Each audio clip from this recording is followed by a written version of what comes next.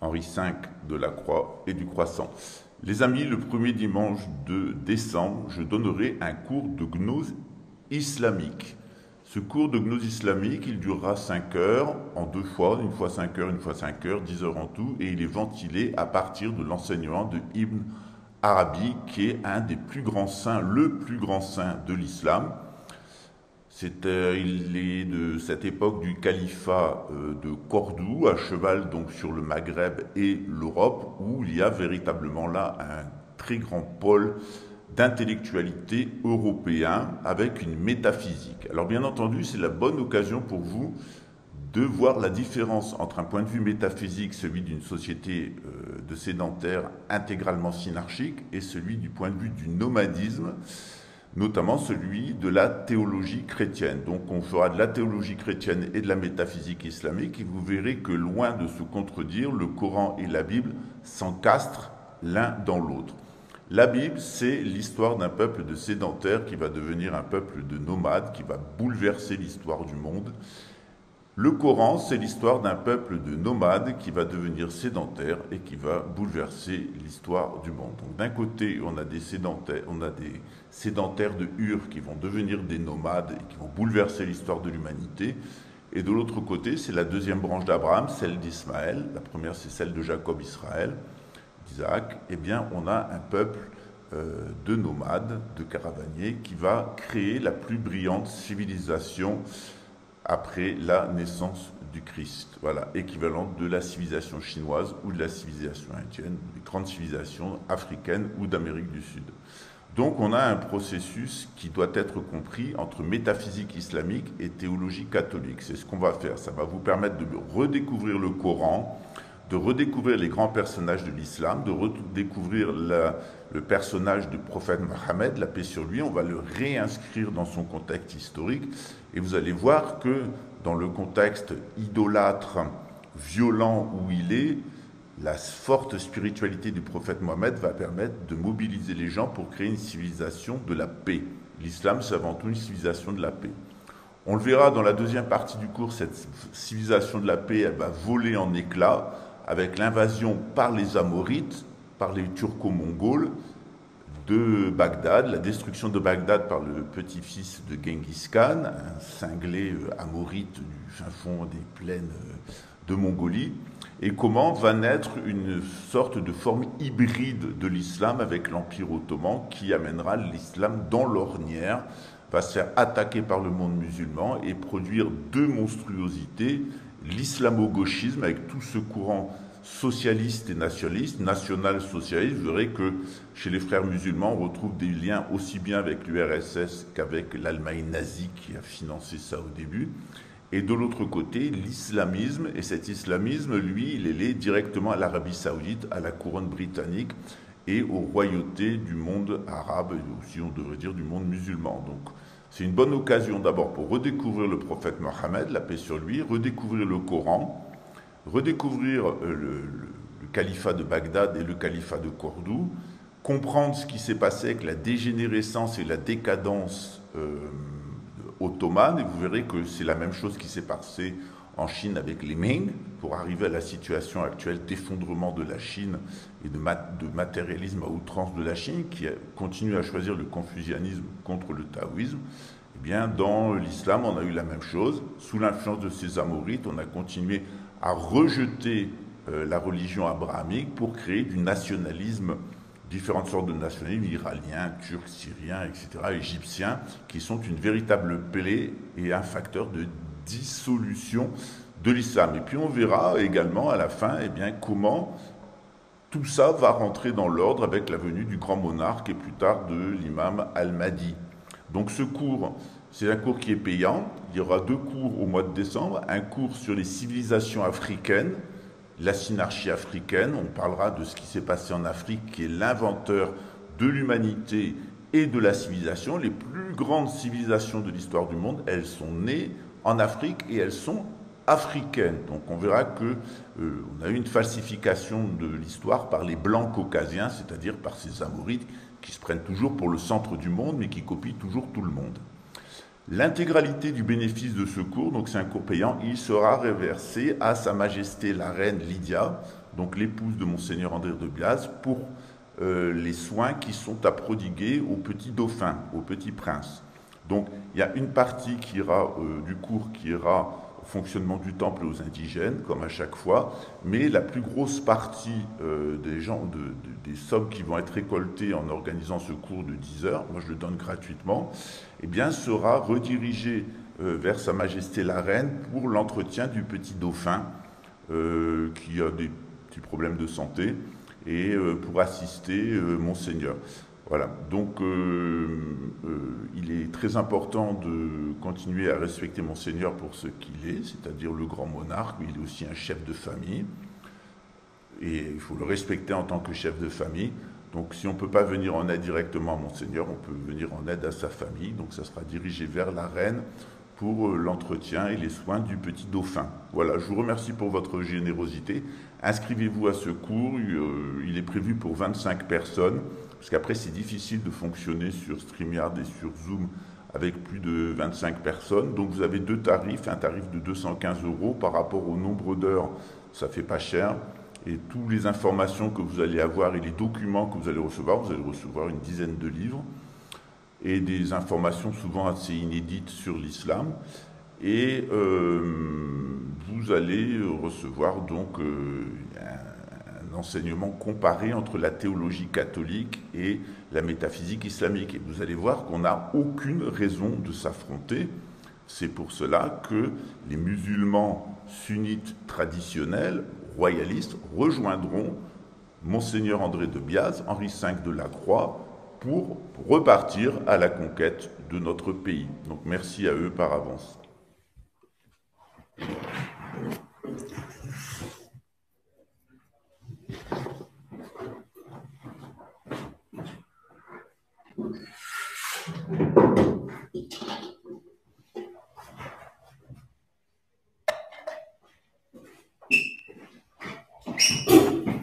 I'm still alive.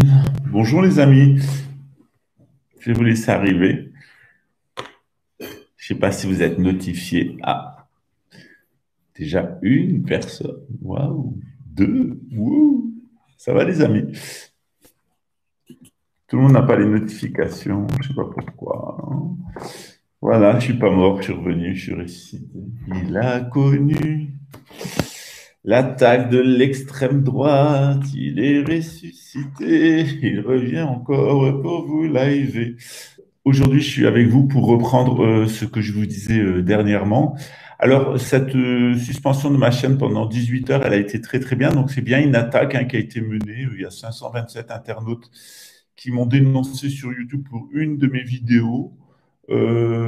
Qui était d'ailleurs, ce qui a été assez marrant, c'était une vidéo où il y avait Serge Monast, le père Régin Bald et le cher Inram Hossein qui parlaient, qui discutaient ensemble du programme de gouvernance mondiale. Donc voilà. Donc c'est cette vidéo qui a striké. C'est cette vidéo qui a striké et c'est cette vidéo qui a striké. Puis après, j'ai eu une attaque générale sur la chaîne pour violation des conditions de YouTube. Donc, j'ai été suspendu en plein live. Vous l'avez vu pendant. Après, ça a duré 18 heures, le temps de s'expliquer avec YouTube. Donc, j'ai même pas eu appel à faire appel de la décision.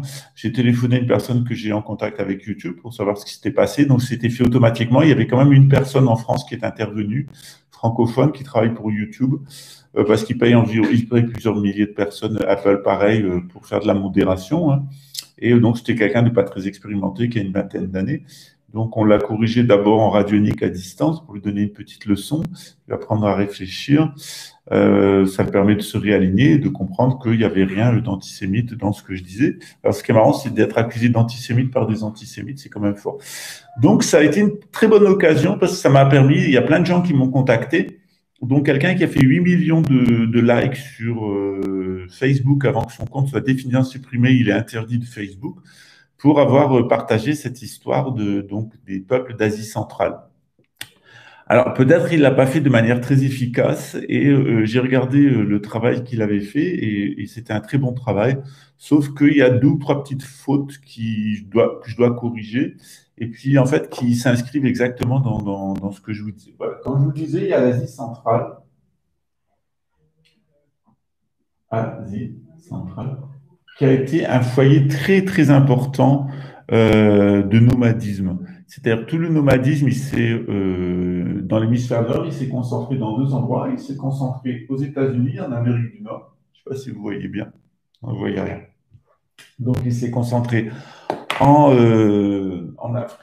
Amérique du Nord, hein, c'est les Indiens, les Peaux-Rouges, etc., tels que vous les connaissez. Donc, on a un grand centre là de sédentaires, de nomades, pardon. Puis, on a un très énorme centre en Asie centrale. Donc, c'est la façon normale de vivre dans l'hémisphère nord, le nomadisme. Donc, ils sont forts physiquement, ils sont plutôt grands, ils sont plutôt bien bâtis. C'est le cas des Vikings, d'ailleurs, etc. Et puis, les gens qui sont sédentaires, ils ont tendance à être plus petits. Mais à être plus cérébraux, être moins dans l'émotionnel, être plus dans le mental. Et puis les nomades, ils sont plus dans l'intuitif, ils sont plus dans l'émotionnel, et puis ils sont plus vigoureux physiquement en réalité. Donc ces deux matrices, elles ont exercé une influence qui est extrêmement forte contre les civilisations. C'est-à-dire quand vous allez dans l'hémisphère sud, c'est le contraire. Vous avez deux grands foyers de civilisation qui est donc la civilisation de la cordillère des Andes et de l'Amazonie. Et puis de l'autre côté, même plus bas, et puis vous avez la civilisation africaine, donc en dessous de équatoriale et tropicale. Donc on a la même chose de chaque côté. On a des peuples qui sont très sédentarisés. C'est le cas des aborigènes, c'est le cas en Amérique du Sud et c'est le cas en Afrique du Sud. En Afrique du Sud, il y a des ruines de mégalithes absolument exceptionnelles, des civilisations extrêmement anciennes, sans doute au-delà de 400 000 ans, avec un calendrier qui aurait 27 000 ans, qu'on appelle le calendrier d'Adam. Dans l'hémisphère nord, donc, il y a des groupes de nomades. Donc ça, c'est les façons naturelles de vivre qui correspondent à la loi divine. À partir du moment où on veut se sédentariser dans l'hémisphère nord, à partir du moment où on veut se nomadiser dans l'hémisphère sud, on va devoir suivre des adaptations. Voilà. Alors, on a deux dangers. Dans l'hémisphère nord, c'est le nomadisme dévié. Et puis, dans l'hémisphère sud, c'est la déchéance des civilisations qui suivent exactement le schéma de Platon. Voilà. Alors, dans l'hémisphère nord, on peut faire des civilisations sédentaires, évidemment, mais il faut une adaptation, c'est-à-dire qu'il faut avoir un empereur, un nomade qui va faire l'interface. Et dans le sud, si on peut se nomadiser, mais il faut un sédentaire, un chaman, qui va faire le lien. Alors, vous voyez qu'il y a les chamans d'ici, de l'hémisphère sud, comme Paulo Coelho, les chamans amérindiens, les chamans africains aussi, de la zone sous-tropicale, enfin sous-équatoriale et tropicale de l'hémisphère sud. Eh bien, ils sont très réputés pour leur capacité chamanique. Dans l'hémisphère nord, il y a des grandes sédentarités qui sont restées très, très célèbres. La sédentarité chinoise, qui est toujours en route, la sédentarité égyptienne, puis toutes les civilisations qu'il y a eu dans le bassin méditerranéen, jusqu'à la civilisation de sédentaires actuelle, qui est celle de Grande-Bretagne. Ces civilisations, elles connaissent le schéma de déchéance de Platon, donc de la théocratie jusqu'à la tyrannie. Actuellement, on conjugue les deux, c'est-à-dire les inconvénients d'un groupe de nomades déviés qui sont venus d'Asie centrale, c'est principalement les Khazars, mais il n'y a pas que, il y a les Turco-Mongols, il y a les Hittites, il y a les Huns, donc Huns c'est Attila. Attila. Et puis de l'autre côté, il y a les Mongols et les Turcs qui ont attaqué l'islam. Donc on a cet équilibre entre les deux, entre nomades et sédentaires, avec des moments critiques dans l'histoire de l'humanité. C'est quand le nomadisme dévié et la sédentarité irrégulière de type tyrannique se rencontrent, quand les deux sont ensemble. Donc ça donne la situation actuelle, qui est la situation, on va voir l'apparition de l'antéchrist, qui va être l'apparition d'une anti-synarchie. Donc souvent, les gens confondent l'antisynarchie et la synarchie. L'antisynarchie et la synarchie, elles fonctionnent de la même façon, sauf qu'elles sont le reflet l'une de l'autre. La synarchie normale, elle fonctionne sur le charisme cosmique, c'est-à-dire sur la spiritualité, les énergies spirituelles. Et l'antisynarchie, celle du nouvel ordre mondial, elle va fonctionner sur les mémoires. Et vous remarquerez que le nouvel ordre mondial, il fonctionne intégralement sur les mémoires, c'est-à-dire que l'intelligence artificielle, elle est bâtie sur des bases de données. Un ordinateur, il a de l'information, et par rapport à l'information qu'il a, il a un programme qui lui permet de faire des analyses statistiques, de fabriquer de la pensée, qui n'est pas de l'intelligence, mais qui est de la pensée. Donc, on a de la pensée artificielle, on n'a pas d'intelligence artificielle, ça n'existera jamais. Mais de la pensée artificielle, on en a pas mal. Alors, cette pensée artificielle, elle est de plus en plus compétente. Au début, elle pouvait battre un humain au jeu d'échecs. Après, elle a battu un humain au jeu de Go. Et puis maintenant, ils essayent de mettre au point des pensées artificielles qui vont battre des joueurs de jeux vidéo. Ça arrivera. Ça arrivera. Par contre, il y a un domaine où la pensée artificielle ne pourra pas battre l'humain, c'est dans le domaine de la gnose. Et c'est dans le domaine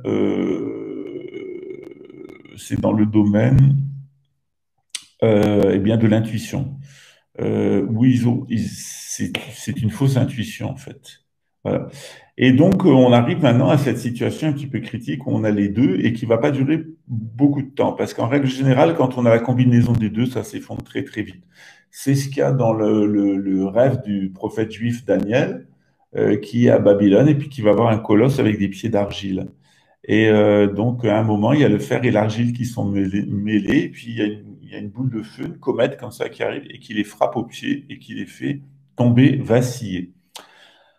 Alors, il y a beaucoup de gens qui s'interrogent sur cette prophétie du prophète Daniel, parce que tout ce qu'a dit le prophète juif Daniel, c'est pour ça que c'est important de suivre les sémites, parce que les sémites, ils ont que ce soit les juifs, les chrétiens, les musulmans, on a ce qu'on appelle le prophétisme abrahamique, c'est-à-dire que à la suite du prophète Abraham, eh bien, les Juifs, puis les chrétiens, puis les musulmans, ils ont eu des prophètes. Ils ont eu donc le prophète de l'islam, c'est Mohammed, le prophète du christianisme, c'est Jésus, et tous les saints qui l'ont suivi. Dans l'islam aussi, on a des saints, et puis dans le judaïsme, il y a évidemment des gens qui ont atteint de la sainteté, des raves, et puis des personnes qui ont reçu des prophéties. C'est le prophète Daniel notamment, mais il y en a d'autres. Voilà. Le prophète Jérémie, etc., Ézéchias, etc. Donc il y a différents prophètes. Alors ce qui est très intéressant, c'est que les gens du nouvel ordre mondial, c'est-à-dire qu'ils sont à la fois des nomades déviés et à la fois des tyrans, des nomades déviés dans le nomadisme et des tyrans dans la sédentarité, eh bien, ils haïssent le prophétisme abrahamique, c'est-à-dire qu'ils veulent détruire non seulement le judaïsme et le christianisme, mais aussi l'islam. Ils veulent détruire les trois religions. Vous avez remarqué que ces groupes, hein, donc vous avez ce groupe de 13 personnes qu'on appelle les 13 familles, eh bien, son programme de gouvernance, il s'est basé sur trois étapes. La première étape, c'était de détruire le christianisme. La deuxième étape, c'était de détruire le judaïsme. Et la troisième étape, c'était de détruire l'islam. Alors, la destruction du christianisme, elle a été menée tambour battant. Ça a été très facile parce que le christianisme était dans une situation qui était un peu irrégulière. C'est-à-dire, on avait une lutte entre le roi de France, qui est héritier de la nation juive, entre l'empereur du Saint-Empire romain germanique, qui était héritier des empereurs chrétiens et qui voulait créer une sorte de synarchie, et puis la papauté qui était donc les églises chrétiennes, les trois formes d'églises chrétiennes, qui ont connu une évolution et qui étaient aussi en guerre, tantôt avec le roi de France, tantôt avec le Saint-Empire. Alors, vous avez un livre de René Guénon. On me téléphone beaucoup pour me demander, on m'écrit pour me dire qu'est-ce qu'on doit lire de René Guénon. Alors, l'introduction aux doctrines orientales, c'est très bien. Mais vous avez un livre qui est intéressant qui s'appelle Le roi du monde et un autre livre qui s'appelle Autorité spirituelle et pouvoir temporel. Voilà. Alors, d'un coup, je ne suis pas arrivé à décharger Instagram sur mon téléphone, mais je vais demander aux techniciens de le faire. J'ai oublié j'avais eu mon compte iCloud qui a été piraté ces derniers jours, donc j'ai changé le code.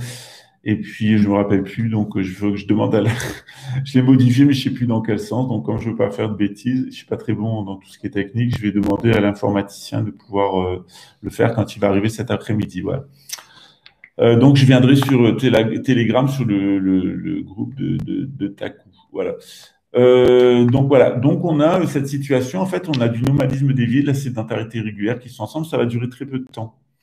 Par contre, dans ce processus, dans cette espèce de tube digestif entre le nœud nord et le nœud sud, hein, ce qu'on appelle en astrologie, c'est là où il y a tout le mémorial, ce qu'il fait. Eh bien, quand l'Occident, il vivait bien, puis il a subi une première attaque pour faire disparaître son empereur.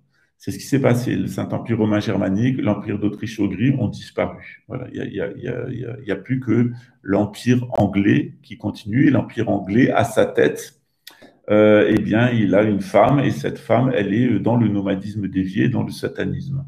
Et donc, à partir de là, à partir de cette couronne qui est un virus, hein, eh bien, il y a une action à travers des relais dans le monde entier et qui sont en particulier dans le monde anglo-saxon, mais aussi dans la République française. Il y a deux systèmes, donc le système directement sous le contrôle des anglo-saxons et le système qui n'est pas directement sous le contrôle des anglo-saxons. Le Brésil, la France, on est contrôlés par des républiques qui sont tenues par les anglo-saxons, qui sont au service des anglo-saxons. Et puis l'Angleterre, les États-Unis et un État du Moyen-Orient sont complètement sous le contrôle anglo-saxon. Ils en sont d'ailleurs la création. Hein. Voilà. Donc, dans la situation actuelle, eh bien, on s'aperçoit que pour arriver, donc de passer de la synarchie pour arriver à l'anti-synarchie, il faut passer par trois étapes. Et je vous l'ai expliqué plusieurs fois. Il faut d'abord passer par le nationalisme. Puis après, on a eu les deux internationales, l'internationale capitaliste qui donne la part belle à la tendance individualiste et destructrice, et la période collectiviste, donc l'international collectiviste qui reposait sur le marxisme et qui a excessivement construit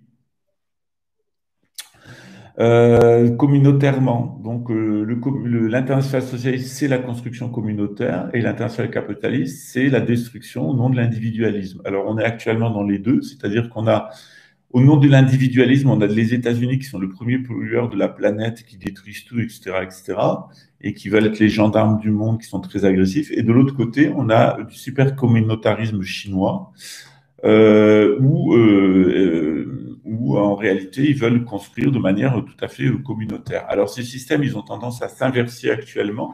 C'est-à-dire que les États-Unis deviennent de plus en plus un État socialiste. On le verra après l'élection de Joe Biden, si c'est lui qui est élu, que les États-Unis deviendront de plus en plus un pays d'assistanat. D'ailleurs, c'est un pays qui est en ruine, hein, sur le modèle de l'Union soviétique. Les infrastructures sont pourries. Aux États-Unis, tout ce qui est public est absolument pourri. En Chine, ne marche bien que ce qui est privé. En Chine, c'est le contraire. Tout ce qui est le capitalisme est revenu. En tout cas, c'est imposé, et tout ce qui est public fonctionne très bien. Et puis au niveau des initiatives individuelles, il y a quand même quelquefois des problèmes en Chine. Hein. Au niveau des initiatives individuelles, on l'a vu avec l'arrestation de ces 400 milliardaires chinois, il y a quand même des problèmes avec l'individualisme en Chine. Les Chinois ne se sentent pas prêts. Voilà, et ils ont tout à fait raison d'ailleurs. Donc on a une inversion entre les deux et qui doit amener au supranationalisme. Alors, vous savez que quand une société, elle progresse, c'est-à-dire qu'elle va vers sa destruction, eh bien, elle a tendance à avoir des gens qui sont réactionnaires. Donc, il y a les gens qui veulent aller vers le nouvel ordre mondial, et les gens qui veulent aller vers le nouvel ordre mondial, comme Emmanuel Macron, Nicolas Sarkozy, par exemple, en France. Eh bien, ils vont avoir des gens qui vont leur résister. Donc, les gens qui vont leur résister, c'est l'international. Donc, comme ils sont plutôt à tendance capitaliste, ils vont avoir une résistance dans l'international socialiste. C'est-à-dire que les gens qui sont plutôt de gauche, comme La République En Marche, ils sont un petit peu résistants à aller dans la mondialisation, etc. Ils veulent conserver l'État-nation, du communautarisme, etc. Après, derrière, vous avez des nationalistes qui sont la deuxième forme d'opposition au gouvernement mondial. Donc, on a une opposition internationaliste, qui est une opposition des petits épargnants capitalistes, et puis des gens plutôt de gauche. Hein. Voilà. Donc, alors, les petits épargnants capitalistes, c'est les gens qui votent pour Donald Trump. Et puis ou pour la droite classique libérale en France, et puis les socialistes, c'est les gens qui vont voter pour Joe Biden ou qui vont voter pour Mélenchon en France. Voilà, c'est les deux formes d'international. Voilà, Trump, il représente l'international. Alors l'électorat de Trump, c'est des petits capitalistes principalement, avec un petit groupe nationaliste. Donc, c'est ce que je voulais vous dire. La résistance au nouvel ordre mondial, elle se fait dans les étapes précédentes du nouvel ordre mondial. C'est-à-dire, une fois que la synarchie a été détruite, ça a été d'abord les nationalistes qui ont détruit les synarchies. Donc, c'était les Illuminati de l'époque. Les Illuminati qui ont suivi, c'est les internationalistes et capitalistes et socialistes. Et maintenant, on a une troisième sorte d'Illuminati, c'est les Illuminati supranationalistes.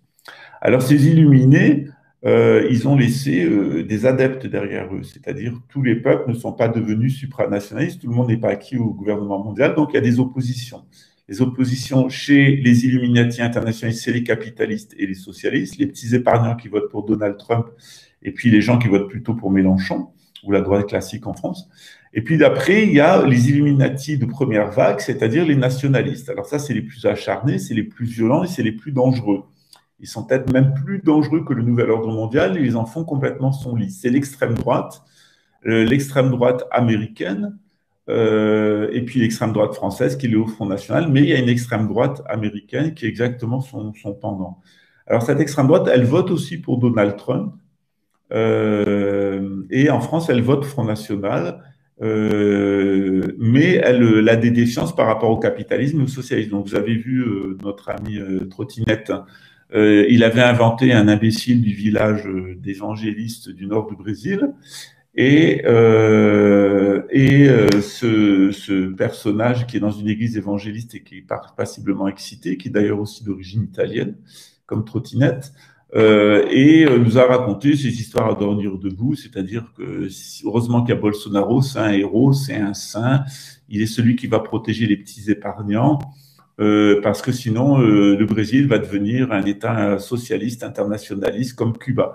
Voilà, donc ça c'est la propagande qu'on vous sert, hein, les vilains chinois et les gentils capitalistes, sauf que c'est pas ça non plus. Et que la solution, c'est pas non plus le nationalisme, parce que tout ça, c'est les trois phases des Illuminati. Donc que vous soyez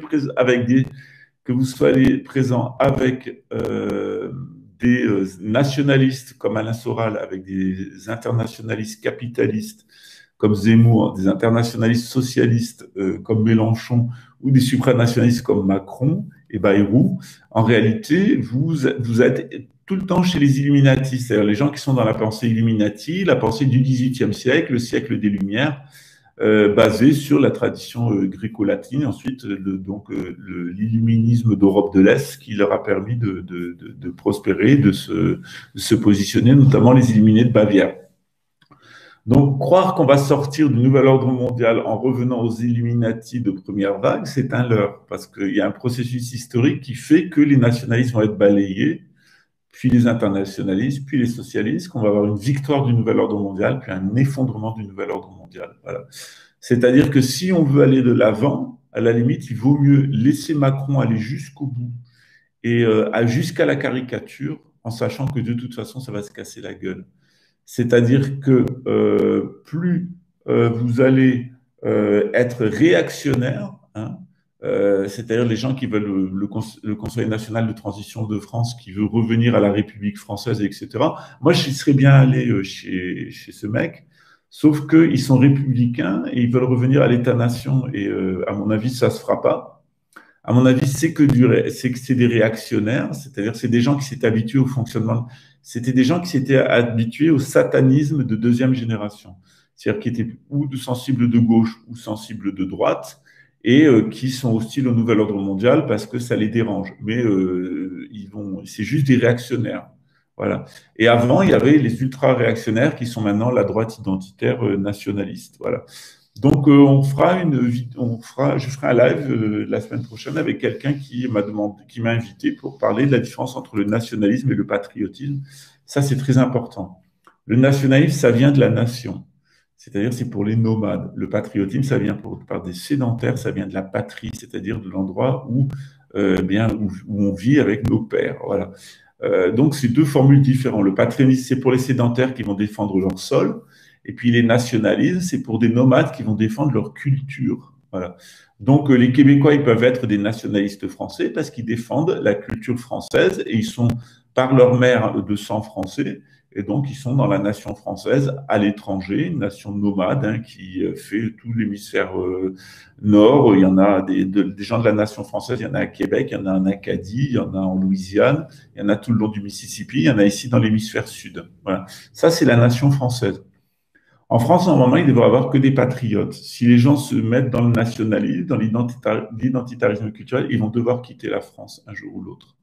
Parce que le nationalisme ne permet pas de rester en l'endroit où on est. Et au contraire, si on reste sédentaire et qu'on est nationaliste, on va détruire tout. Et vous regarderez en France, les Illuminati le savent très bien, ils connaissent ce schéma. puisqu'ils étudient aussi Platon, comme nous, hein, on a les mêmes auteurs là-bas, sauf que nous, on va dans un sens, eux, ils vont dans l'autre. Eux, ils veulent une anti-synarchie, une contre-initiation, nous, on veut une synarchie et une initiation. Donc, eh bien, quand vous observez leur mode de fonctionnement, c'est le même que le nôtre, mais en sens inverse, qui oriente nous vers la construction et le bienfait de l'humanité et la lumière. Eux, ils sont vers l'obscurité, les mémoires, ils sont des malfaiteurs.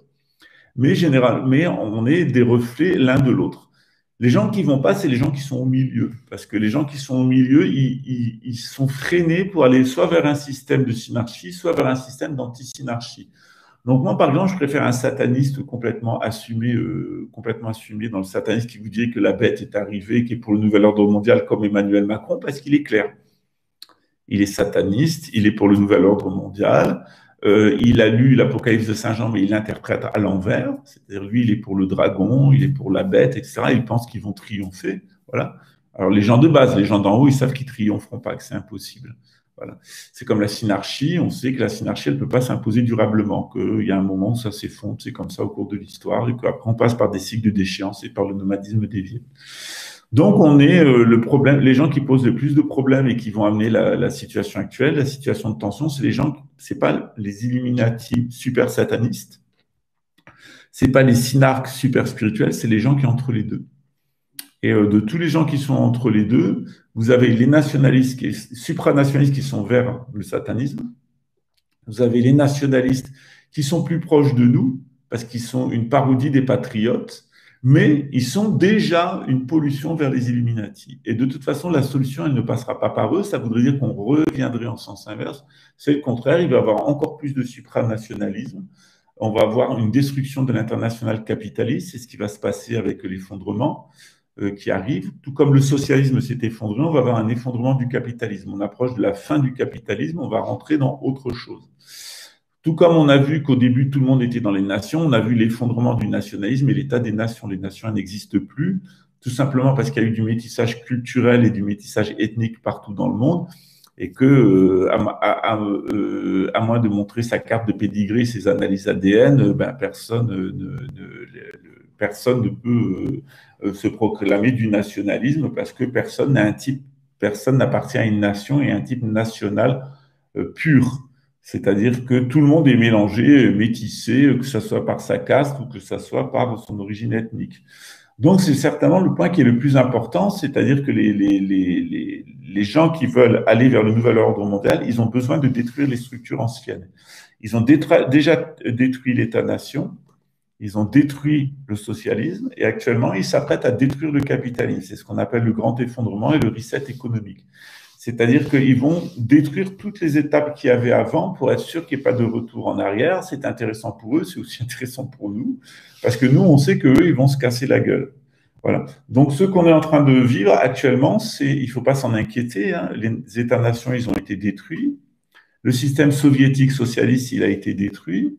Le système capitaliste, il est en train de se détruire. On va avoir une destruction totale du capitalisme mondial, une explosion du capitalisme mondial dans les années à venir. Et puis, on va avoir l'avènement du nouvel ordre mondial, son triomphe très court et son effondrement tout aussi rapide. C'est ce que d'ailleurs nous dit le prophète Daniel. C'est que les jambes de la statue forte, eh bien, elle a des petits pieds, elle repose sur des petits pieds, des petites chevilles. Et c'est cette petite cheville qui va tomber. Alors souvent, quand on s'intéresse sur la façon dont va disparaître le nouvel ordre mondial, on sait que c'est les 4 éléments qui vont être en cause. C'est les 4 cavaliers de l'Apocalypse.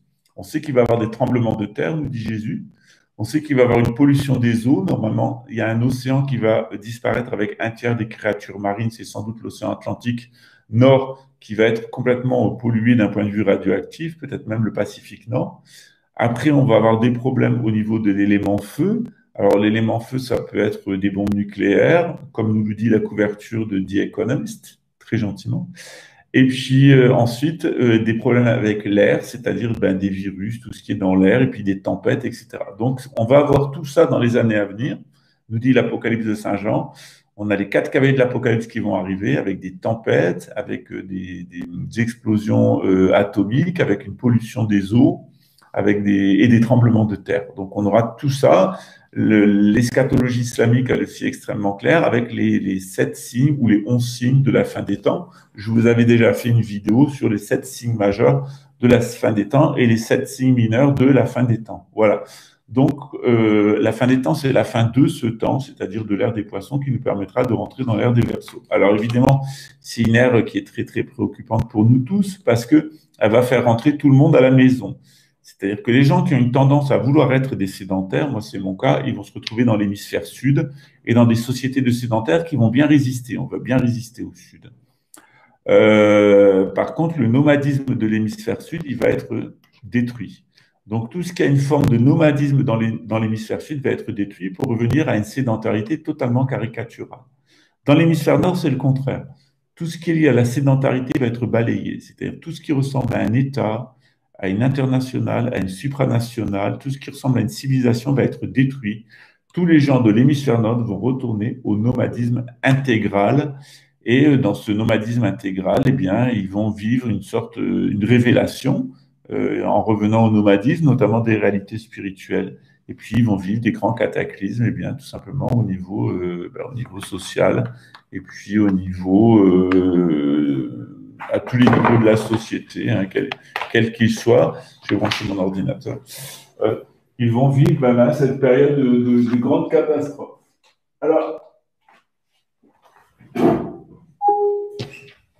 Alors évidemment, c'est inquiétant, hein. Ça veut dire que nous,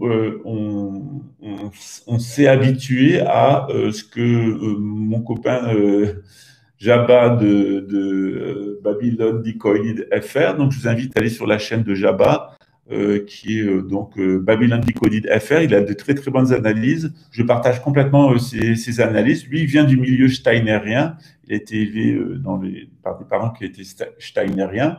Il est assez intéressant, il a de très très bonnes analyses. Je pense que c'est une des personnes qui a mieux compris le système et notamment la fake résistance au nouvel ordre mondial. C'est-à-dire que retourner vers le gauchisme ou retourner vers l'extrême droite, c'est pas la solution.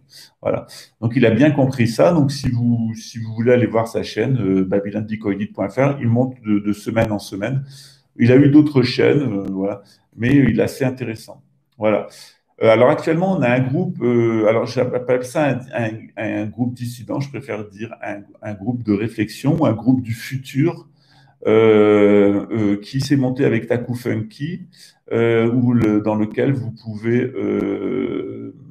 pouvez donc vous inscrire sur Telegram. Ça permet d'échanger entre nous des informations, notamment des informations sur la fake Demi, sur Cronenbourg 19, sur le perruquet, etc., avec des gens qui sont dans un état mental qui est bon, c'est-à-dire qu'ils ne vont pas se laisser ils vont pas se laisser impressionner par toutes les opérations de la CIA, c'est-à-dire le cul du baudet, l'homme à la mèche de cheveux blonde, à la trompette, etc. Donc, on ne se laissera pas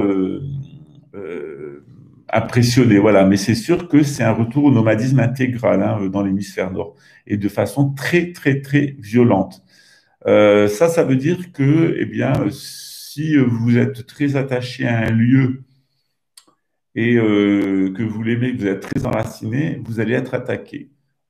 Tout va être fait pour vous faire perdre vos maisons, pour vous faire perdre vos emplois, pour vous faire perdre vos familles, etc. Si vous êtes plus flexible, c'est-à-dire si vous êtes capable de vivre en village, à la campagne, dans des choses rurales, et puis de rayonner comme ça sur un petit territoire, il ne se passera rien pour vous. Donc, quand je dis au nomadisme intégral, c'est-à-dire que les grandes villes et tout ce qui ressemble à une civilisation va disparaître dans l'hémisphère nord à très court terme. On va avoir un effondrement civilisationnel comme celui qu'on a connu à la fin à la fin de l'Empire romain, c'est-à-dire des flux migratoires incontrôlables, une élite intellectuelle, une élite économique et de dirigeants qui est complètement pourrie et des flux migratoires sur fond de guerre et de désastres environnementaux. Donc, c'est ce qui s'attend. Voilà. Donc, vous allez avoir des attaques de plus en plus fortes pour vous déstabiliser sur votre domicile, vous déstabiliser sur votre famille et vous déstabiliser sur vos croyances religieuses. Alors, si vous restez bien dans la spiritualité, si vous restez soudé avec votre famille et votre clan, et si vous apprenez à vivre sur un territoire comme des nomades et à rayonner sur ce territoire, comme le font les nomades, qui ne sont pas forcément des agriculteurs, qui sont des chasseurs, chasseurs, pêcheurs, cueilleurs, vous avez un bon espoir de survie. Si vous êtes dépendant des structures de civilisation, en particulier l'État, les grandes villes, etc., là, vous allez vraiment avoir des problèmes de survie dans les années à venir. Voilà. Voilà, donc écoutez, je vais travailler, je vais aller déjeuner parce que je vais travailler dans 45 minutes. Voilà, je suis content d'être revenu sur cette chaîne. Les choses se sont éclaircies avec YouTube. Ça pourra arriver de nouveau, c'est-à-dire que quand il y a un nombre de critiques de personnes qui fait une attaque sur une chaîne pour la dénoncer, il y a une intervention automatique de YouTube qui signale à un modérateur. Le modérateur, c'est des jeunes gens qui ont moins de 25 ans en général, il va regarder un petit peu votre chaîne et puis, il a des critères. Donc, moi, je suis très difficile à interpréter pour lui parce que j'ai Maurice qui se fout de la gueule de la théorie de la conspiration. J'ai mis des choses de Serge Monat, etc. Mais je les ai pas utilisées et j'ai parlé des Khazars, mais je les ai pas, j'ai pas présenté les choses comme l'a fait Alain Soral. Donc, vous voyez, le danger, c'est que le fait que Soral ait parlé des Khazars, de Cher Imran Hossein, de la fin des temps, de l'eschatologie, ça pourrit complètement le truc sur YouTube parce que YouTube nous suspecte d'être des cinglés antisémites, dont moi, ce qui est quand même fort. Et de l'autre côté, ça a créé beaucoup de confusion. Il y a des gens qui me disent, oui, Soral, il nous a ouvert les yeux. Oui, Soral, il a ouvert les yeux à beaucoup de personnes avec des éléments qu'il est allé chercher ailleurs. Mais il vous a endormi sur l'essentiel. Et c'est ça qui est inquiétant, c'est les choses sur lesquelles Soral vous a endormi. Et les choses sur lesquelles il vous a endormi, eh bien, c'est d'abord ces conflits d'intérêts. C'est-à-dire, il est en conflit d'intérêts, Alain Soral, puisqu'il était financé par un avocat du Front National qui allait chercher les fonds dans un État bien connu du Moyen-Orient, et il avait des liens avec l'Iran et le FSB. Donc, il y a des moments où il l'a lâché, qu'il avait eu des fonds iraniens, notamment son parti antisioniste, mais il n'était pas clair sur ses conflits d'intérêts. Notamment, il aurait dû dire dès le début, ben, j'étais homosexuel, j'ai essayé de rentrer dans une loge, mon père est étranger, il était en prison, et puis, qu'est-ce qu'il a encore oublié de nous dire? Et je suis d'origine juive par ma mère. Donc, il nous aurait dit ça dès le début, Alain Soral, et il aurait dit, voilà, mon positionnement à moi, c'est le marxisme, c'est la Révolution française, Robespierre, c'est le marxisme, c'est ma façon de voir, et moi, je suis dans un groupuscule d'extrême droite qui est financé par l'extrême droite d'un pays du Moyen-Orient et d'un pays et de la Russie. Voilà, c'était clair, c'était net. On savait qui était Alain Soral, on faisait les abeilles, ce qui était bon à prendre dans Soral et son entourage, on le prenait, ce qui n'était pas bon, on le rejetait. Sauf qu'il est venu masquer jusqu'à ce qu'il soit outé. Donc il a été outé par Salim Laibi dans son livre Alain Soral, le mythomane. Je le relisais d'ailleurs ces jours-ci parce qu'il y a des choses très intéressantes. D'abord, il écrit très bien, Salim Laibi. Ensuite, il est guénonien. C'est un musulman pratiquant. C'est quelqu'un qui s'est investi au niveau associatif et politique. Il s'est fait avoir par Alain Soral et ensuite il a compris à qui il avait affaire, que c'était une imposture. Voilà. Et c'est pareil avec le nom de code patinette, c'est-à-dire patinette, c'est bien garder dès le début. Et pour ceux qui connaissent un peu le physique de certaines personnes d'une certaine origine qui sont en Italie,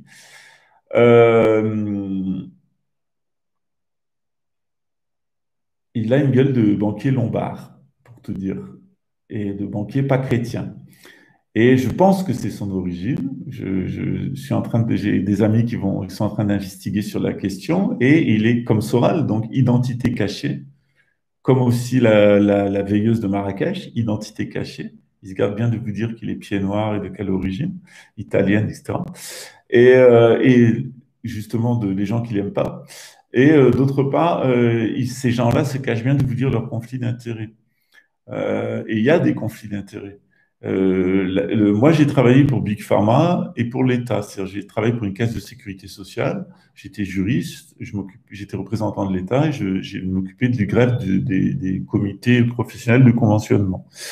Donc, j'avais à côté mon centre de Reiki. J'avais bossé au CNRS avant. À un moment, décidé de donner ma démission parce que j'avais compris, notamment en travaillant avec Guylaine Lanctot et travaillant sur son bouquin La mafia médicale, elle l'a publié en 1994. J'ai pris ma décision en 95 de sortir du milieu scientifique État et Big Pharma, pour lequel je travaillais, pour me mettre en accord avec ce que je pensais sur les médecines douces et sur la mafia médicale. Et je pense qu'on ne peut pas être jugé parti. Et je pense que quand on dénonce la gestion du Covid-19, par exemple, enfin du Cronenbourg 19, pardon, il faut être clair. Surtout quand on veut être le chevalier blanc qui porte la flamme du nationalisme français et de l'intérêt des peuples, il faut faire attention d'abord à être bien français, comme il faut, c'est-à-dire patriote, c'est-à-dire avoir un père français et avoir un nom français et être investi dans notre pays, notamment par l'associatif, etc. Donc avoir une légitimité. Et puis d'autre part, je pense aussi qu'il faut faire attention de ne pas avoir des intérêts contraires. C'est-à-dire, effectivement, il y a des choses qu'on a le droit de faire. On a le droit de distribuer des 150 000 euros de primes à des gens avec qui on travaille, à qui on a demandé beaucoup, c'est ce qu'il nous dit, il leur a demandé beaucoup au niveau du travail, ça fait beaucoup d'heures supplémentaires, il leur a donné une prime de 150 000 euros. OK, il a le droit de le faire juridiquement, sauf que le droit du travail, ça existe, on n'a pas le droit de travailler plus de 9 heures par jour, et que d'autre part, les gens avec qui il bossait, bah, ils se sont demandé pourquoi on donnait une prime de 150 000 euros à des gens qui avaient fait des heures supplémentaires pendant 8 mois. Voilà. D'autre part, il était vice-président de cette société, donc nom de code Patinette, et Patinette a installé dans l'association donc, qui réunissait des opérateurs de téléphonie mobile et des gens qui travaillaient dans le domaine des télécommunications et de la téléphonie mobile. Il était donc vice-président d'une association, enfin d'un regroupement et professionnel, et c'est sa propre société à lui à qui il a demandé de changer tout le matériel téléphonique qu'il y avait dans cette société. C'est ce qu'on appelle un conflit d'intérêts. Donc je pense que c'est pas parce qu'on respecte la loi qu'on est moral, et je pense que quand on a des conflits d'intérêts, il faut les dire. Or, il y a une chose que j'ai appris, parce que j'ai fait des études de criminologie, j'ai fait l'Institut de criminologie de l'Université à Toulouse, c'est que les criminels et les délinquants ont toujours des modus operandi et les répliquent les mêmes. Et je pense que dans cette affaire-là, même si le droit est là, hein, il mène des procédures judiciaires contre l'État, et c'est son droit de le faire. Par contre, je pense qu'il n'est pas légitime. Et je pense d'autre part qu'il est en conflit d'intérêts. Il est en conflit d'intérêts parce qu'il est au service d'autres intérêts, et des intérêts dans Big Pharma et des intérêts dans les télécommunications. Et je pense qu'on ne peut pas être un chevalier blanc quand on a les mains dans le pot de confiture. Parce qu'en réalité, tous ces chevaliers blancs dont on s'est interrogé pour savoir s'ils n'avaient pas les mains dans le pot de confiture, on s'est aperçu que c'était le cas. Donc, on nous a dit que M. Raoult, le professeur Raoult, était un héros qui allait sauver la France. Donald Trump nous l'a dit, Bolsonaro nous l'a dit, etc. Sauf qu'on s'est bien gardé de vous parler des effets secondaires de la chloroquine. Il y a beaucoup d'effets secondaires de la chloroquine. D'autre part, qu'il y avait des alternatives en homéopathie, en naturopathie, en herboristerie, etc. Et que la solution était certainement pas la chloroquine face à une épidémie de grippe ou une épidémie d'enzymes comme celle qui arrive, digestive. C'était pas forcément la meilleure solution.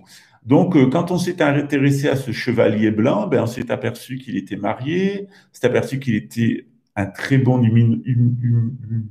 immunologiste, immunologue, je perds mon français, mais qu'il avait des intérêts avec un laboratoire pharmaceutique moyen-oriental. Et donc, ce n'était pas le chevalier blanc qu'on nous disait, et qu'il était dans Big Pharma de toute façon. Donc, moi, je pense que si on veut dénoncer les méfaits de la 5G, il ne faut pas avoir d'intérêt dans la téléphonie mobile. Quand on veut dénoncer Big Pharma, il ne faut pas avoir d'intérêt de Big Pharma. Or, il y a conflit d'intérêts. Il y a conflit d'intérêts chez Soral, il y a conflit d'intérêts chez la patinette. Et d'autre part, même s'il y a des choses qui sont respectées légalement, Moi, je pense qu'il faut être légitime. Et je pense qu'on ne peut pas aller attaquer les homosexuels, les francs-maçons, les étrangers et, et les juifs, comme l'a fait Alain Soral, quand on appartient à toi. On coche toutes les cases. Et c'est pareil pour Code Patinette, c'est qu'il coche toutes les cases de ce qu'il dénonce. Et que donc, il y a une absence de légitimité, il y a du conflit d'intérêts, à tel point qu'au final, on se demande pour qui il travaille. Et c'est ce que Salim Laïbi dit d'Alain Soral dans son livre. Pour qui travaille Alain Soral? Est-ce que Alain Soral a travaillé dans l'intérêt des Français? Est-ce qu'il a dit toute la vérité? Est-ce qu'il a été clair par rapport à ce qu'il était lui-même, de ses intentions, etc. Or, les intentions d'Alain Soral, elles étaient claires, c'était l'argent et la notoriété. Il voulait de l'argent, il voulait de la notoriété. Il ne l'a pas eu à gauche, il est allé la chercher à droite. Tout en restant marxiste, d'ailleurs, ce qui est dingue. C'est quelqu'un qui ne cite totalement Lénine. Il est venu ici à Sao Paulo, je vous l'ai montré, il n'a pas arrêté face à un électorat de droite conservateur de citer constamment Lénine. Voilà. Franchement, moi, j'aurais été dans la salle, je l'aurais mis dehors. Je refuse qu'on me cite Lénine. Une fois, ça va, en illustration, mais quand la pensée intégrale de Soral repose sur Karl Marx et sur Lénine, on ne peut pas vraiment nous dire qu'il est de droite. C'est un marxiste. C'est un marxiste passé à l'extrême droite nationaliste. Voilà. Alors, sa chaîne a dégagé. Alors, moi, je suis pour la liberté d'expression. Je ne suis pas trop pour faire dégager les chaînes, sauf que, et je pense qu'on est là pour faire du debunking. Sauf que après, quand ça va dans la haine organisée, c'est-à-dire dans la haine systématique et toujours contre les mêmes, et que ça a conduit à ce que des loges soient brûlées et ce qu'il y a des juifs qui soient agressés dans la rue, ça rappelle ce qu'on a vécu en 1933. Alors moi, je suis pour la liberté d'expression, mais je suis pour la liberté d'expression moins 1933. C'est-à-dire qu'à partir du moment où on se rapproche de l'idéologie de 1989, de 1789, c'est-à-dire il faut détruire la religion et il faut détruire la noblesse, c'est l'idéologie de 1789. Et quand on se rapproche de l'idéologie de 1933, qu'il faut détruire les juifs et il faut détruire les francs-maçons, c'est qu'on a atteint les limites de la liberté d'expression et il faut qu'il y ait sanction. Et je pense qu'il y a des chaînes qui ont striké, notamment celle de Chaman Nature Vivante, l'ancien docteur Nature Vivante, qui ont striké pour moins que ce que font beaucoup de personnes d'extrême droite sur YouTube. Je pense qu'il y a au contraire une très très grande tolérance avec les gens d'extrême droite et les satanistes en général. Ils ont eu toute l'occasion qu'ils voulaient, les groupuscules d'extrême droite, pour s'exprimer sur YouTube et de mener des attaques. Il était clair qu'on était beaucoup à craindre que la chaîne de Soral ferme, tout simplement parce qu'on s'est dit le jour où la chaîne de Soral va fermer, on va avoir 1000 chaînes de sous-soraliens. Le gourou étant mort, la secte va exploser, on va avoir 1000 sectes, et surtout, nous, on va être attaqués. C'est-à-dire que à partir du moment où on est dans les personnes qui sont ciblées par les personnes d'extrême droite, on va être attaqué. Et d'ailleurs, la veille avant que ma chaîne saute, après une attaque de Soraliens, des adeptes de c'est-à-dire la patinette et Soral, ils ont 527 personnes en commun qui m'ont dénoncé sur YouTube. C'est-à-dire que les gens qui sont plus sur Soral, ils sont passés chez la patinette, il a le lectorat de Soral. Donc, on savait que ça arriverait, ça. C'est-à-dire qu'il serait tellement frustré, c'est tellement haineux qu'on aurait au contraire beaucoup plus de violence. À partir du moment où on leur enlevait la télévision, ils allaient casser la télévision. C'est comme des enfants à qui on a enlevé la patinette, ils vont aller casser la patinette des autres. Voilà.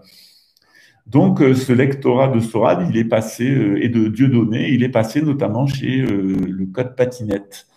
Et il va vite se laisser embarquer. Il s'est laissé embarquer d'ailleurs par ces gens-là et il est devenu complètement un adepte de leur thèse. Alors la principale thèse qui est une thèse antisémite, la thèse antisémite qui est défendue par le Code Patinette, c'est qu'il y aurait des juifs, des vilains juifs, qui auraient attaqué les États-Unis depuis un état profond et qui voudrait détruire les États-Unis. Et grâce à Dieu, il y a Donald Trump, le résistant, qui serait là pour arrêter tous les pédophiles, parce que ces fameuses personnes qui sont dans l'état profond, c'est des pédophiles. Donc, ce que nous disent les gens qui reprennent les arguments de Soral, les gens de QAnon, les gens qui défendent Trump, et c'est la chose suivante avec cette histoire d'État profond. Donc, il y aurait des vilains juifs israéliens qui seraient rentrés dans l'État profond américain, qui auraient organisé des réseaux pédophiles et qui contrôleraient les États-Unis. Et le rôle de Donald Trump, ça serait les faire tomber. Se retrouve exactement en ce qui était dit en 1933 par les nazis. What I will do to defeat anti-Semitism and defend our Jewish citizens in America. My first week back in the Oval Office, my administration will inform every college president that if you do not end anti-Semitic propaganda, they will lose their accreditation and federal taxpayer support.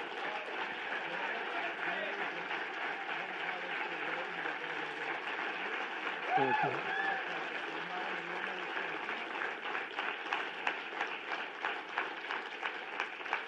Truth is, you don't have to do much after that. When you do that, it's going to work miracles. Please sit down.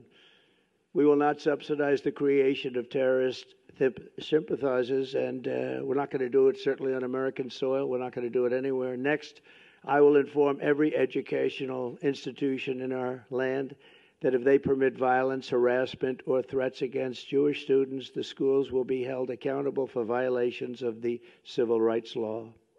Very important.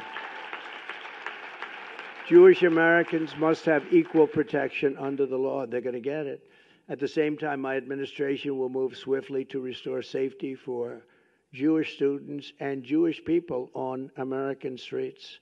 Donc, ce que disaient les nazis en 1933, c'était la même chose. Sauf que Adolf Hitler, on s'est aperçu, et je vous invite à lire les livres de Sutton, c'est qu'il était financé par la City of London. Et qu'on sait maintenant ses origines raciales, sociales, etc. On sait qu'il haïssait les Juifs. On sait qu'il s'est dit catholique jusqu'à la fin de sa vie, chrétien jusqu'à la fin de sa vie. Adolf Hitler était végétarien. C'était quelqu'un qui avait des espèces, qui pensait qu'il était un élu, qui avait une vision et des rêves, etc. Et qui voulait un chef avec un État et un peuple. Il était là pour le peuple, pour avoir un État fort, policier, et puis il était le chef. Et quand on regarde les Trumpistes, on a exactement la même chose. On a des gens qui nous disent qu'il y a des vilains, qu'il y aurait des vilains juifs, qu'il y aurait des vilains francs-maçons, et que eux, ils sont des saints, ils sont des chevaliers blancs qui n'ont aucun intérêt dans cette histoire, aussi là aussi conflit d'intérêts et mensonges. Donc, ils se gardent bien de vous dire que Donald Trump, il vient complètement de l'élite sataniste, que Donald Trump, il est complètement en lien avec les gens dont on prétend qu'il est là pour les détruire. Et on s'aperçoit que Donald Trump, il est financé exactement par le même groupe qui a financé Adolf Hitler. Et il tient le même propos qu'Adolf Hitler. Donc, on est exactement dans le même programme de manipulation des masses, la manipulation par le nationalisme, qui n'est pas du patriotisme, et qui va amener la destruction des États-Unis. Et ce nationalisme, il a essaimé partout dans le monde. Et lorsqu'on étudie des gens sérieux, comme par exemple Pierre Hillard, c'est quelqu'un qui est sérieux sur la création du nouvel ordre mondial, il vous explique que tout est né dans le monde anglo-saxon. Tout est né à Londres, dans la City of London, avec la famille royale de Hollande. Après, il vous explique comment ces gens-là, en fait, avant, ils étaient en Hollande, et puis avant d'être en Hollande, ils étaient en Italie. C'est-à-dire que ces gens-là, ils viennent d'Italie, c'est des Italiens, avant ils étaient autre chose, ils viennent principalement d'Italie, c'est-à-dire de Venise et de Florence, et que c'est ces gens-là qui après se sont installés en Hollande, et c'est eux qui sont les auteurs du nouvel ordre mondial. Donc quand on continue à les pister, et qu'on se demande où étaient ces gens-là avant d'être à Florence et à Venise, on a des surprises.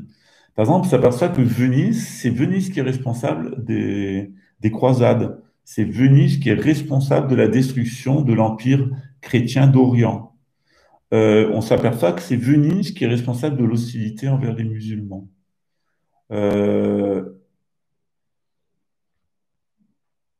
Après, quand on remonte encore plus loin, on s'aperçoit que toutes ces fortunes qui s'étaient installées à Venise et qui s'étaient installées à Florence, elles avaient une origine en Espagne et au Portugal.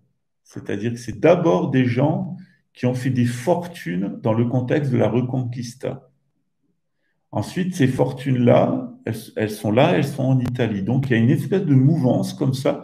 Il y a tout à coup une main invisible, comme la main du marché, qui se retrouvent en Angleterre, qui créent le nouvel ordre mondial, mais quand on les retrace, ils reviennent en Italie.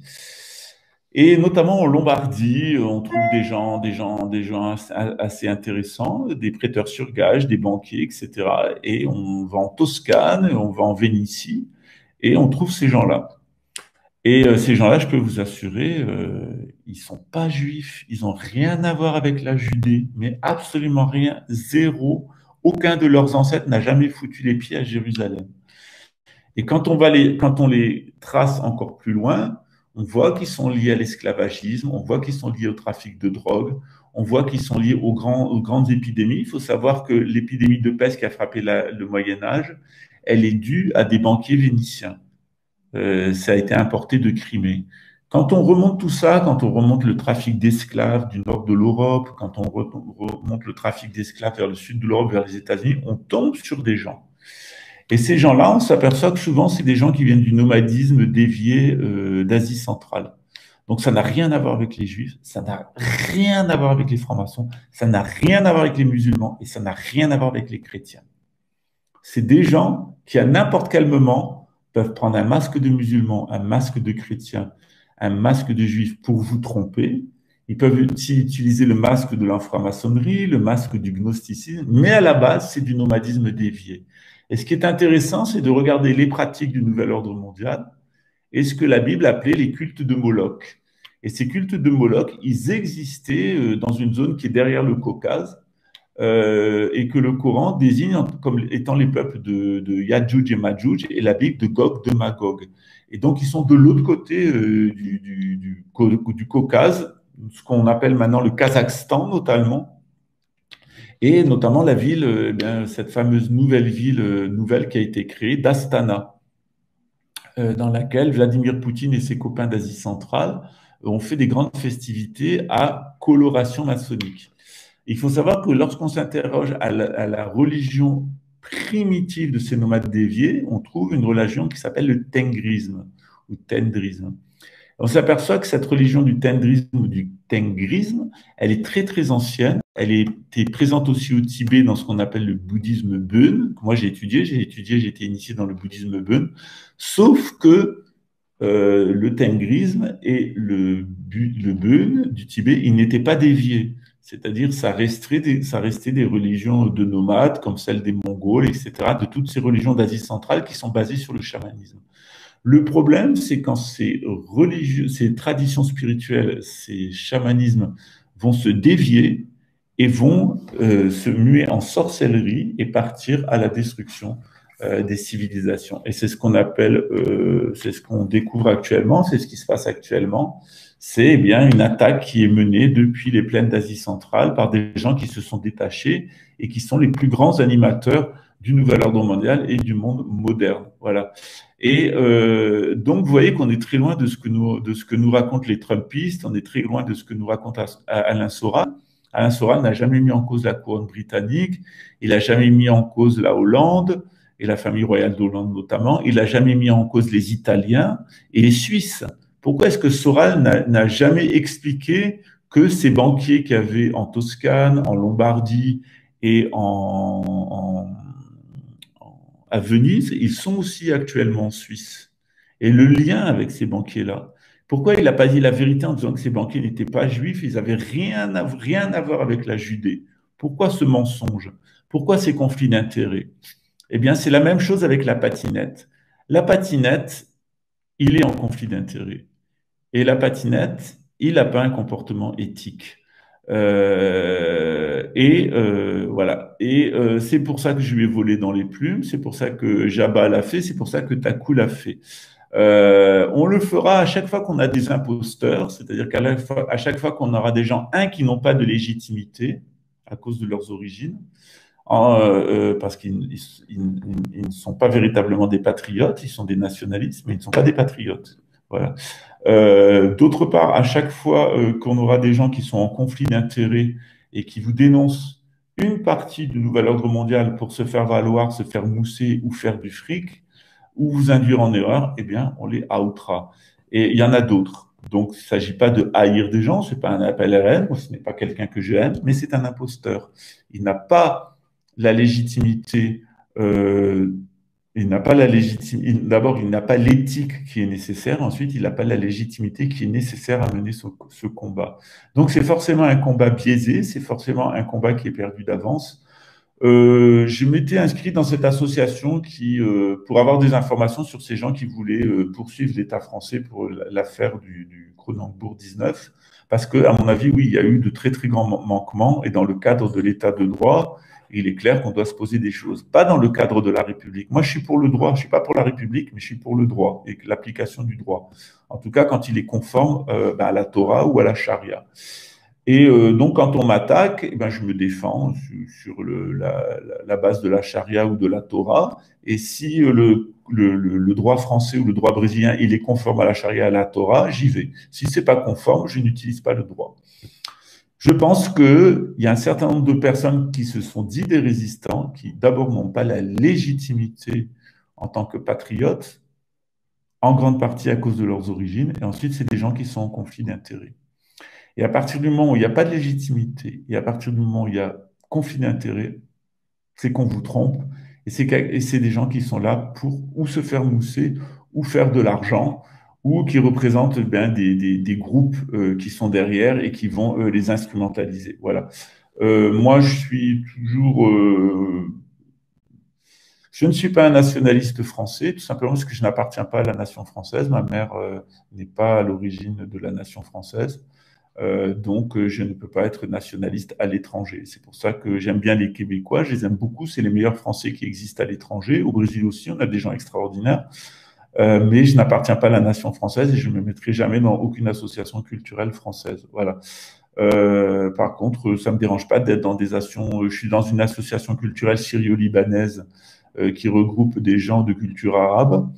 Et je suis content d'être dans cette association. J'y apprends beaucoup et j'aime beaucoup la communauté syrio-libanaise du Brésil. Elle compte des musulmans, des chrétiens et des juifs qui sont très, très solidaires. C'est quelque chose qui m'a vraiment époustouflé ici, c'est de voir la solidarité qu'il y a entre les chrétiens, les juifs et les musulmans syrio-libanais qui sont originaires du Moyen-Orient. Comme quoi nos religions, elles sont compatibles, elles se sont toujours très, très bien entendues et qu'il faut se méfier des gens qui vous disent qu'ils veulent sauver la culture française, qui veulent sauver les Français et la France, mais qui ne vont pas à la messe et qui ne soutiennent pas le roi de France. Donc il y a là, à mon avis, un manque de légitimité totale et tout cela, évidemment, sera balayé, va se détruire dans les années à venir. Il est vrai qu'on est face à deux grandes mafias, qui est cette mafia d'Asie centrale, les Khazars, et d'autre part, on a une autre mafia qui est installée à Rome. Donc, on peut les appeler les jésuites, mais cette mafia, elle est romaine. Donc, on a une double mafia. On a une mafia qui est typiquement romaine, qui est héritière de l'Empire romain, et on a une mafia qui est venue des plaines d'Europe centrale. Et ces tyrans romains italiens et ces nomades déviés d'Asie centrale se sont associés ensemble pour créer le nouvel ordre mondial. Et il ne s'agit évidemment pas de s'en prendre ni aux Français, ni aux Italiens, ni aux Espagnols, ni à qui que ce soit, mais il s'agit d'aller au nœud. Le nœud, c'est ces gens-là qui, à Rome, étaient des tyrans au sein de la République et sont allés attaquer la Judée pour détruire le temple, détruire la religion juive. Ces gens-là qui ont falsifié le christianisme et ces gens-là qui après sont partis en guerre contre l'islam. Et c'est les mêmes. C'est ces gens-là que vous allez trouver chez les disciples d'Ignace de Loyola. Et d'autre part, il y a cette mafia qui est venue des plaines d'Asie centrale avec son nomadisme dévié et sa sorcellerie. Et c'est ces deux-là ensemble qui sont la clé du nouvel ordre mondial. Et ça, Soral ne vous en a jamais parlé. Et puis la patinette qui a repris le sous-produit soralien, et notamment le trumpisme, parce que tant qu'elle est dans la théorie de la conspiration, je pense que le trumpisme, ça montre quand même de très très grandes faiblesses au niveau intellectuel. Mais bon, je pense qu'en l'occurrence, il s'agissait de maintenir...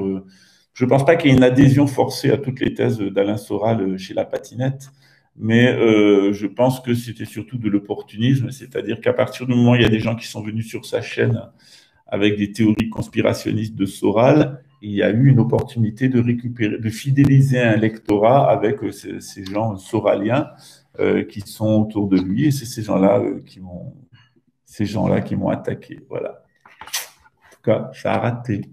Voilà, peut-être la prochaine fois, avec un peu de chance pour vous. Voilà, allez, je vais travailler. Je vous souhaite une bonne suite et portez-vous bien. Ciao.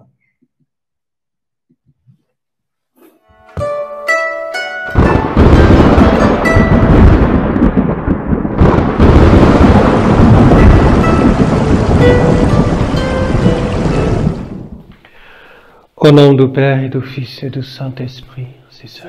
De l'ordre du Carmel, les carmélites, ont décidé d'ouvrir un monastère près du mont d'Arrée afin de se préparer et de préparer spirituellement les gens qui le souhaiteraient à la venue de Monseigneur André, du grand monarque, en accord avec la prophétie, donc sur le mont d'Arrée, où il arrivera avec ses lieutenants-colonels, pour repartir à la conquête de la France à l'invitation d'un général de petite noblesse du sud de la France. Inutile de vous dire qui c'est. Il sera aidé principalement par la marine nationale, par Saint-Cyr, Bretagne, et par des militaires français qui ne baisseront pas la culotte ni devant les forces algériennes et l'islamo-gauchisme dans le sud de la France, ni les Orléans et les Russes et leurs alliés iraniens, etc., dans le nord de la France. Donc la reconquête, elle aura lieu à partir des monts d'Arrée, à partir de la Bretagne. Nantes sera entièrement détruite, ça lui apprendra de faire des Hellfest, mais à Rennes, nous battrons, nous gagnerons la bataille de Rennes et bien d'autres batailles, puisque nous arriverons en peu de temps à libérer notre pays des forces d'occupation russes. Une fois de plus, cette occupation russo-algérienne de la France, elle sera possible qu'à partir du moment où il y a un certain nombre de Français qui décident de baisser la culotte. Donc, ce qu'on vous propose, c'est de vous préparer spirituellement avec ce monastère du Mont d'Arrée. Donc, ce sont des carmélites qui seront chargés de vous préparer d'un point de vue spirituel. Quant à nous, on verra ça au printemps avec la reconstitution du régiment Picardie. Eh bien, on permettra aux hommes qui le souhaitent de rejoindre Monseigneur André et de former une force militaire de frappe pour libérer notre pays. Une fois de plus, eh bien, la Bretagne, Breitz, Mabro, évidemment en avant. Une fois de plus, on va aider les Français. On espère que c'est la dernière fois. On est intervenu à Poitiers, on est intervenu pendant la Première Guerre mondiale, on est intervenu pendant la Deuxième Guerre mondiale. On intervient une fois de plus avec les Grands Bretons pour vous sauver. Eh bien, faites-nous honneur. Vous avez sous cette vidéo les coordonnées afin d'aider ce monastère de carmélites. Si vous avez des meubles, si vous avez des matériaux, si vous avez du temps disponible, si vous avez un peu d'argent, eh bien, contactez la personne en dessous et nous allons vous permettre, eh bien, de participer. Vous qui voulez faire quelque chose, êtes nombreux à envoyer des messages à Monseigneur André. Eh bien, maintenant, c'est ici que ça se passe avec les héros des évangiles, avec les héros du Christ. C'est ici que ça se passe au Brésil. C'est en France aussi que ça se passe avec les carmélites et d'autres ordres qui nous ont rejoints. Je vous l'avais dit, on peut compter sur les religieux réguliers français, c'est-à-dire les monastères. Laissez tomber les séculiers, ceux qui sont dans le siècle, ils sont complètement satanisés par Vatican III au service de la gouvernance mondiale. Mais la résistance, elle s'organise dans la vieille noblesse, celle qui n'a pas trahi, dans le peuple chrétien, catholique qui n'a pas trahi, et dans nos ordres monastiques. La reconquête, de toute façon, se fera à partir de nos ordres monastiques, avec l'appui de l'armée. Une fois de plus, rejoignez nos ordres monastiques, rejoignez notre armée de libération royale, rejoignez Monseigneur André de Biaz. À bientôt, ciao.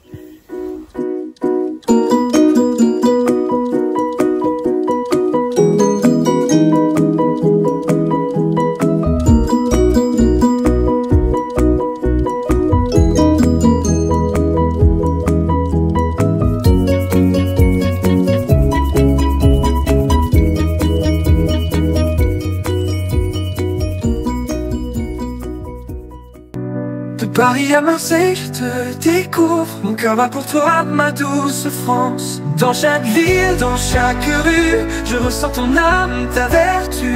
De Paris à Marseille, je te découvre. Mon cœur bat pour toi, ma douce France. Et chaque jour, je te chéris. Dans tes couleurs, je trouve ma vie. Ton histoire, ta beauté, je l'écris. Mon amour, ma France adorée. Dans tes bras je veux rester. Mon amour, tu es ma fierté. Ma France, je t'aimerai pour l'éternité. Pour l'éternité. Pour l'éternité. Pour l'éternité. Des champs de lavande au coude d'automne, je suis envoûté, ton charme résonne. Chaque coin, chaque recoin raconte une histoire, un doux refrain. Chaque jour je te chéris, dans tes couleurs je trouve ma vie. Ton histoire, ta beauté, je l'écris. Mon amour, ma France adorée, dans tes bras je veux rester.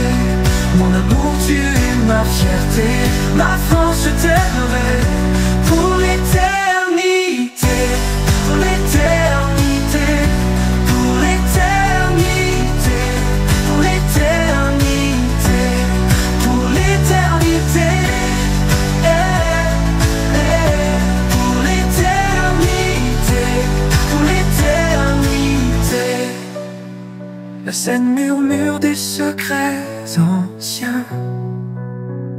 Les Alpes se dressent, témoins sereins de l'histoire, de l'amour et de la paix. Pourquoi, oh pourquoi t'es si parfaite? Je vis ma vie dans ton éclat. Sans toi ici, rien ne va. Je vis comme ça dans ta lumière. Ma France, je suis fier. Et chaque jour, je te chéris. Dans tes couleurs, je trouve ma vie. Ton histoire, ta beauté, je l'écris. Ma France adorée, dans tes bras, je veux rester. Mon amour, tu es ma fierté. Ma France, je t'aimerai pour l'éternité. Pour l'éternité. Pour l'éternité. Pour l'éternité. Pour l'éternité. Pour l'éternité. Accord, murmure des secrets anciens. Les Alpes se dressent, témoins sereins de l'histoire, de l'amour et de la paix. Pourquoi, oh pourquoi t'es si parfaite?